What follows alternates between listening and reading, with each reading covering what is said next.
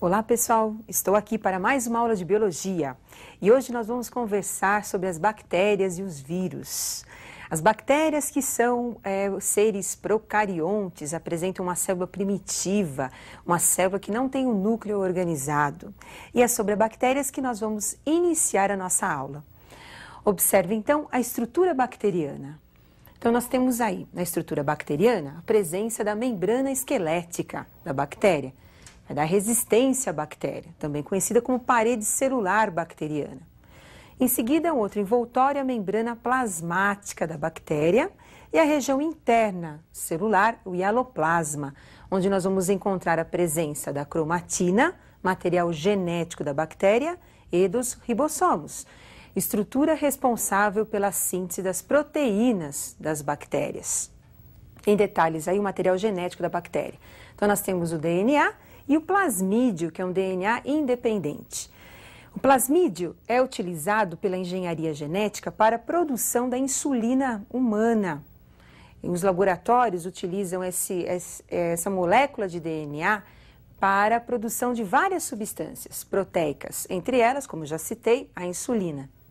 Então, as bactérias, elas são utilizadas na produção de substâncias, como a insulina, como eu já citei, e também são utilizadas na produção do processo de fermentação dos alimentos.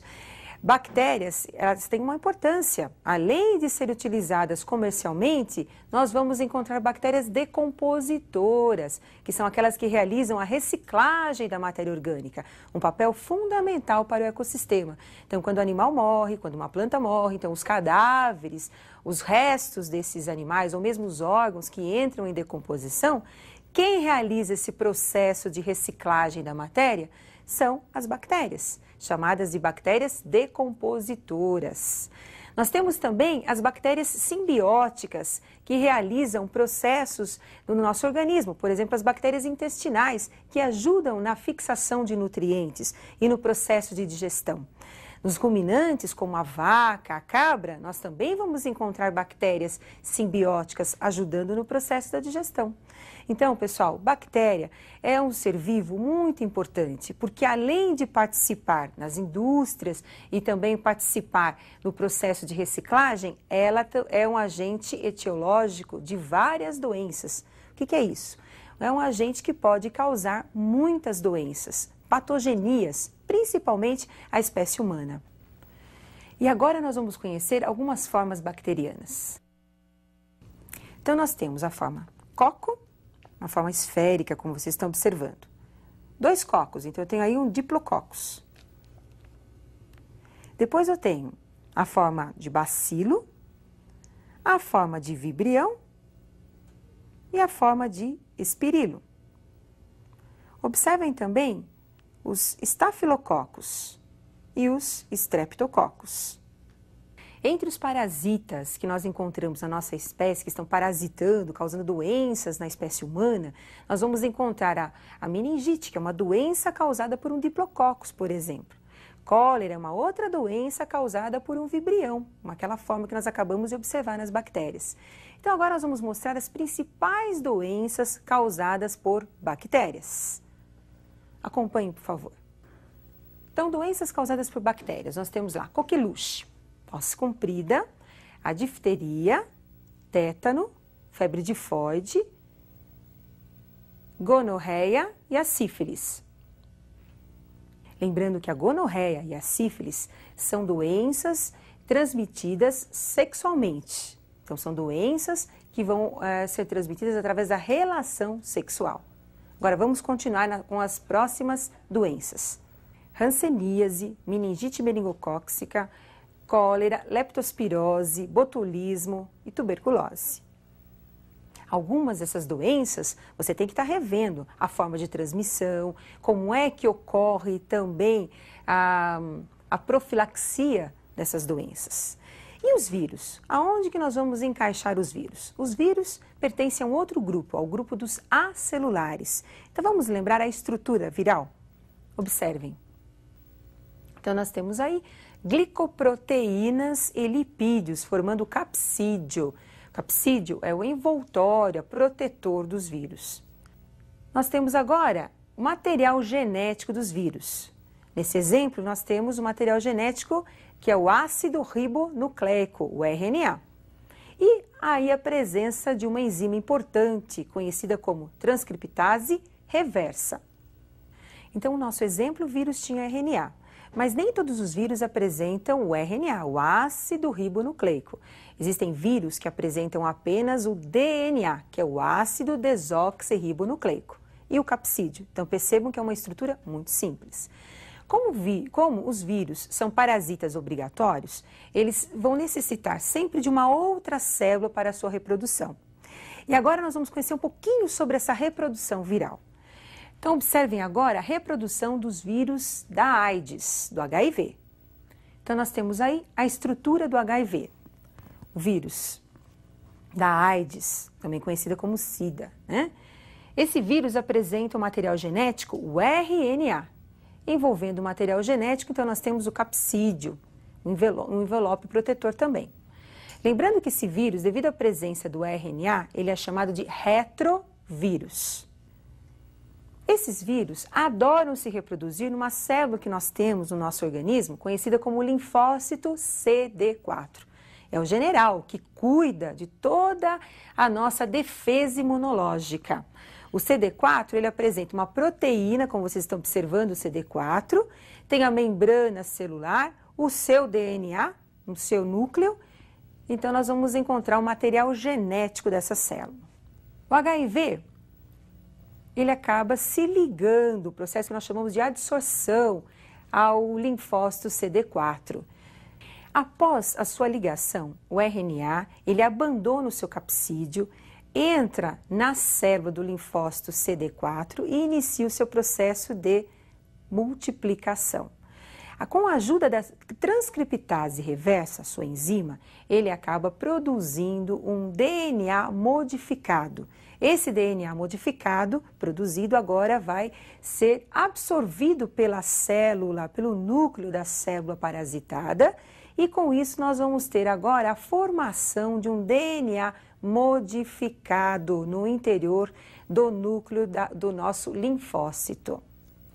Utilizando a maquinaria da célula parasitada, então agora o nosso DNA viral passa a se reproduzir, formando cópias desse DNA modificado, produzindo seus capsídeos, dando origem então a novas formas aí de HIV.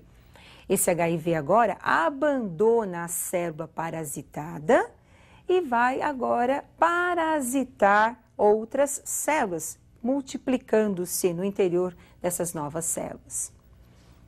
E agora um detalhe especial para vocês não esquecerem, eu tenho o DNA do linfócito, o DNA do nosso glóbulo branco, e você tem o DNA pirata, o DNA do HIV, aderido a esse linfócito, ao DNA do linfócito. E com isso, nós vamos ter a reprodução viral.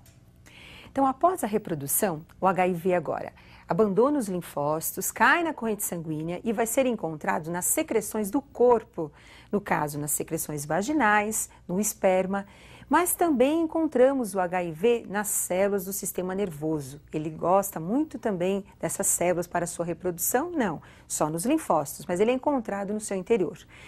Bom, com a instalação do HIV nesses tecidos, nós vamos ter as manifestações das doenças. Lembrando que a AIDS, a SIDA, é uma doença da imunodeficiência adquirida. Na verdade, essa doença, ela vai diminuir a resistência dos pacientes e, com isso, possibilitar a manifestação de outras doenças, como nós vamos conhecer algumas dessas manifestações. Então, observem agora alguns sintomas e doenças dos aidéticos. Então, nós temos aí na pele. O que nós vamos encontrar na pele? Então, na pele nós vamos ter, primeiro, as dermatites que são encontradas e uma ulceração, na verdade, pode ser chamada até de um câncer de pele, que é o sarcoma de Kaposi, que nós vamos encontrar formando uma espécie de feridas na pele dos aidéticos. Em seguida, nós temos também manifestação de fungos, manifestações também de outros vírus, provocando, em alguns casos, também a presença de herpes, devido à queda da imunidade nesses pacientes. Em seguida, nós temos aí o aparelho respiratório. O que nós vamos encontrar no aparelho respiratório? Então, nós temos doenças ligadas à pneumonia, tuberculose, com a queda da imunidade, nós vamos ter a manifestação principalmente da pneumonia e tuberculose nesses pacientes. Sistema nervoso central. O aparecimento também da toxoplasmose, meningite, linfoma cerebral, demência, dependendo da região que o parasita estiver se manifestando e parasitando. No aparelho digestório, devido à presença da Candida albicans, nós vamos ter também a presença de sapinhos na boca desses pacientes, em todo o tubo digestório e no estômago também. Então, nós temos um quadro de candidíase infectando o paciente. Nós temos também herpes, citomegalovírus, leucoplasias e bactérias que vão todas se encontrar no aparelho digestório. E no aparelho linfático, nós vamos ter a presença de linfomas e a manifestação também da tuberculose nesse sistema. Hoje, a droga mais utilizada no tratamento dos aidéticos é o AZT. Agora, fora a AIDS, nós temos outras doenças importantes que também são causadas por vírus. Vamos conhecer algumas dessas doenças. Cachumba, hepatite, a poliomielite, conhecida também como paralisia infantil, a raiva, rubéola, também conhecida como sarampo alemão, o sarampo, a varíola, febre amarela, que muitos acabam confundindo também com a febre malárica, a dengue, a AIDS e a herpes. Todas essas doenças que nós acabamos de estudar, elas são importantes, mas vocês deverão aprofundar um pouquinho mais o estudo sobre essas doenças, levando em consideração o agente etiológico, que é o agente causador das doenças, as formas de transmissão dessas doenças e também os sintomas dessas doenças, que são importantes. E eu aguardo vocês para a nossa próxima aula de biologia. Até mais, pessoal!